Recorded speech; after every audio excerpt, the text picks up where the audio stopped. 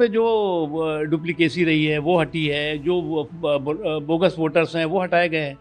लेकिन अफ़सोस की बात है कि कुछ लोग जो है वो बिना जनाधार की जागीरदारी और बिना ज़मीन की ज़मींदारी की जंग में लगे हुए हैं, और उनको लगता है कि हमारा जो है वो जनाधार ना हो, लेकिन उसके बावजूद भी हमको जनादेश मिलना चाहिए।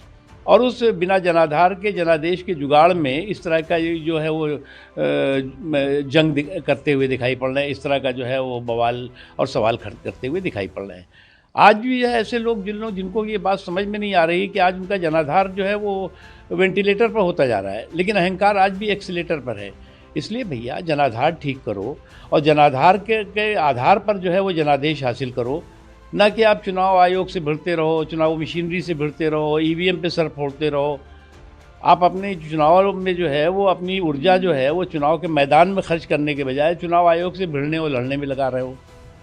सर, बरेली में आई लव तंजीम को गिरफ्तार किया है।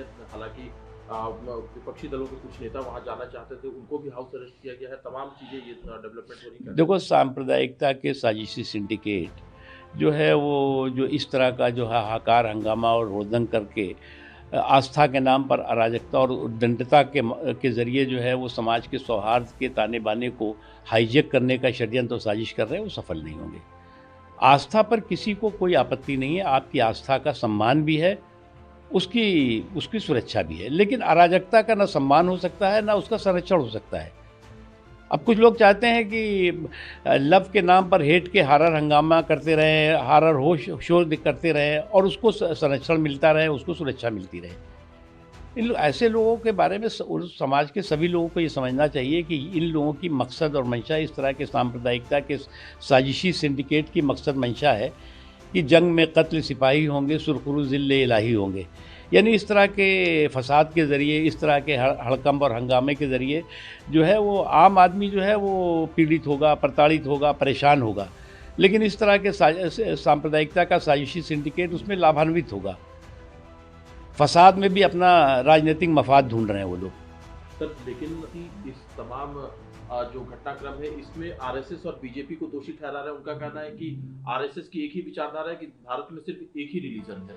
देखो, एक चीज़ में उनको जो भी सज्जन ये सवाल पूछ रहे हैं उनसे ये पूछिए कि किस मस्जिद में आई लव मोहम्मद और आई लव अल्लाह लिखा हुआ है, किस धार्मिक स्थल पर जो है वहाँ पर बड़े बड़े बोर्ड लगे हुए हैं। अरे आप ला इलाहा इल्लल्लाह मोहम्मद रसूलुल्लाह कहते हैं, वही आपके दिल में है। आप जो है वो जो है आस्था के नाम पर उद्दंडता और अराजकता नहीं कर सकते आप। और आप दूसरे समाज के लोगों को अगर चिढ़ाने की दृष्टि से करेंगे और कहेंगे जी ये हमारा तो संवैधानिक अधिकार है कि हम चिढ़ाएंगे भी, हम तुम्हारे धार्मिक जो आयोजन होंगे उसमें हम विघ्न भी डालेंगे, तो ये ठीक नहीं। सर, ओवैसी साहब को प्रधानमंत्री जी का भी पसंद नहीं आ रहा। जब उन्होंने एशिया कप पर भारत को जीतने पर बधाई दी थी भारतीय टीम को, उनका कहना है कि प्रधानमंत्री जी ने ऑपरेशन सिंदूर का जिक्र करके भारतीय जवानों का अपमान किया। ऐसा है कि मैं एक बार बार कहता हूँ कि जब जब चोट कराची को लगती है तो चीख जो है यहाँ पर भी जो है वो कुछ लोग जो है वो कराची के जो साथी हैं उनको दिखाई पड़ती है। अरे भैया, अगर तुम्हें जो है वो प्रधानमंत्री जी का ट्वीट जो है पसंद नहीं आ रहा है तो तुम जो है वो पाकिस्तान को जो है वो बधाई देने का ट्वीट दे तो कर दो। ये क्या है उसमें कोई, मुझे लगता है कि आपके जो है वो तर्कों की कंगाली ने आपको तर्कों का मवाली बना दिया है। सर, आरएसएस शताब्दी वर्ष मनाने कार्यक्रम हो रहे हैं, डाक टिकट जारी किया जा रहा है, प्रधानमंत्री जी भी शामिल हो रहे हैं, क्या कहना है? देखिए, दशकों से राष्ट्रीय स्वयंसेवक संघ जो है वो उसके खिलाफ जो दुष्टतापूर्ण दुष्प्रचार था, दुराग्रह था, उसको दरकिनार करके राष्ट्र निर्माण की दिशा में बिना रुके हुए, बिना थके हुए उसने काम किया। और मैं मानता हूं कि राष्ट्रीय स्वयंसेवक संघ जो अगर राजनीतिक असहिष्णुता का सबसे बड़ा कोई संगठन शिकार रहा है तो वो रहा है। इसके बावजूद भी उन्होंने जो है वो इन तमाम तरह के असहिष्णुता, स्पृश्यता के बावजूद भी वो जो है वो आज पूरी दुनिया का एक स्वीकार्य संगठन है। और इसलिए है कि उन्होंने राष्ट्र निर्माण के लिए और इंसानियत को ध्यान में रख करके काम किया है, इसलिए जो है वो पूरा देश इस बात के लिए गर्वान्वित है। सर, बस एक आखिरी सवाल है। मंत्री पी चिदम्बरम साहब ने कल एक इंटरव्यू में जो खुलासा किया था कि 26/11 के हमलों के बाद उनकी राय थी कि पाकिस्तान पर हमला होना चाहिए, लेकिन विदेशी दबाव था और सरकार के ऊपर दबाव था, जिसकी वजह से ये पाकिस्तान के खिलाफ कोई कार्रवाई नहीं हुई। देखो, एक चीज़ आपको देखना होगा कि ये लोग वो लोग हैं जो लोग कि चाहे संसद हो, संसद के बाहर हो, वो इस सरकार को जो है वो घेरने की कोशिश करते रहते हैं।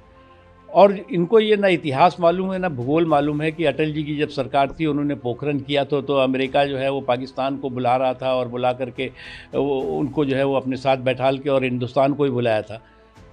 अटल जी ने जाने से मना कर दिया। उसी तरह से मोदी जी ने राष्ट्रीय सुरक्षा, राष्ट्रीय हितों को सर्वोपरि रख करके निर्णय किए, फैसले किए। उन्होंने ऑपरेशन सिंदूर किया तो किसी देश से पूछ करके नहीं किया, किसी देश से इजाज़त लेके नहीं किया। उन्होंने जो है वो घुस करके जल्लादी ज़ालिमों के जुर्म और जुल्म को ज़मीज़ोज़ किया है, जो उन्होंने जन्मांतर याद रहने वाला ज़ख्म दिया है। तो आज फिर से जो है वो कांग्रेस की जो है वो कलई खुली है और ख़ुद उनके ही लोगों ने खोली है।